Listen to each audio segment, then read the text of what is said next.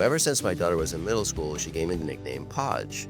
And ever since then, that's what my daughter calls me. That's what all of her friends call me. We were always super close, and I was really worried when she was going off to college that maybe we'd grow apart a little bit more. So I just sort of racked my brain. What could I do to try to stay as connected to her as possible? So I came up with the idea that every Sunday, I would record a 5-minute episode about the kind of topics we might normally talk about. Send it to her Monday morning, and then she could watch it on her way to campus. I thought it'd be a good idea to resurrect that. They'll be the kinds of topics that I would talk to my now 25-year-old daughter, or the younger version of myself, or people that I mentor, or maybe you.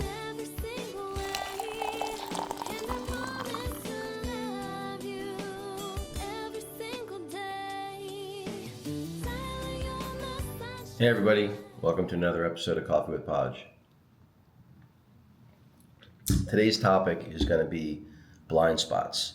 So, I'm sure you've seen this before, where people that are otherwise, rational, somewhat logical, they seem to be data-driven decision makers, have, sometimes it's just one, sometimes it's, multiple blind spots where they literally cannot see what would be obvious to anyone else with 2 eyes, 2 ears, and a brain. Sometimes I'll say with successful men, it's frequently their romantic relationships. The other place I see it's probably most common is with people's children.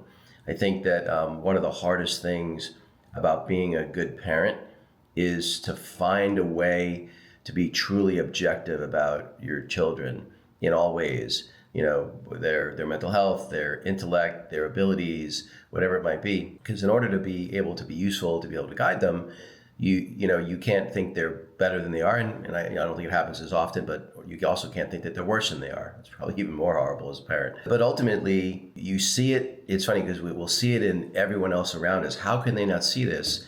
And yet we rarely sort of take that lens, turn it around and point it at ourselves. Blind spots are probably one of the things I have almost a paranoia about, which I actually think is, somewhat healthy, or at least useful, in that, I don't want to be that person. There are people that are intellectual heroes of mine, that I think are just truly brilliant people, a Ben Shapiro, a Jordan Peterson, a Scott Adams, where they're just so brilliant, and yet they have a blind spot that you could drive a truck through.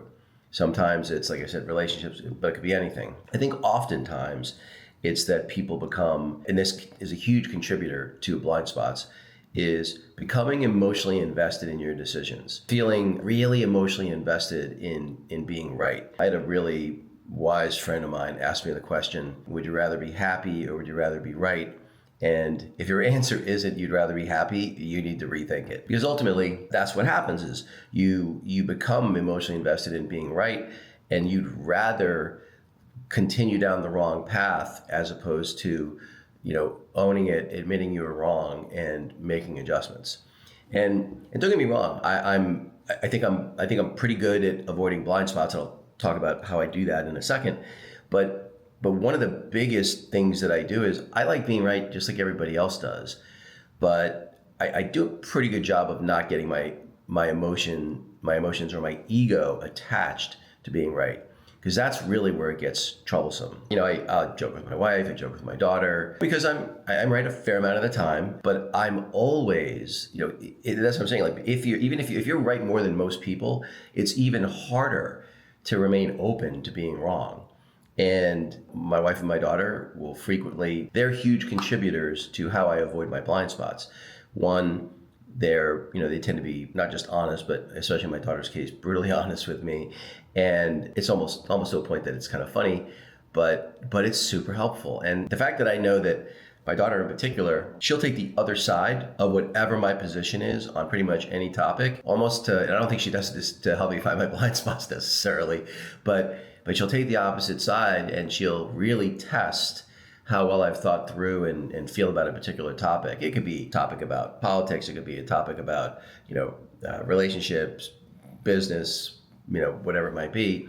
And man, is that useful. So having people in your inner circle that will push back on your point of view, you'd hope in a respectful way, but that will always be honest with you and aren't just going to tell you what you want to hear. And again, I think that the the more successful you are, the more capable you are, it gets harder and harder and harder because most of the people in the room are less intelligent than you, less successful than you. Oftentimes they're going to acquiesce to your point of view because they're like, well, he's so much smarter and more successful than me. He's probably right about this. And so they won't share their opinion. So one, you got to make it safe for everyone around you to be honest. And two, almost welcoming it, almost begging for it. Please give me your input. I really am okay with it. And of course, you got to follow through on that. You can't be passive aggressive and bust their chops over having been honest with you.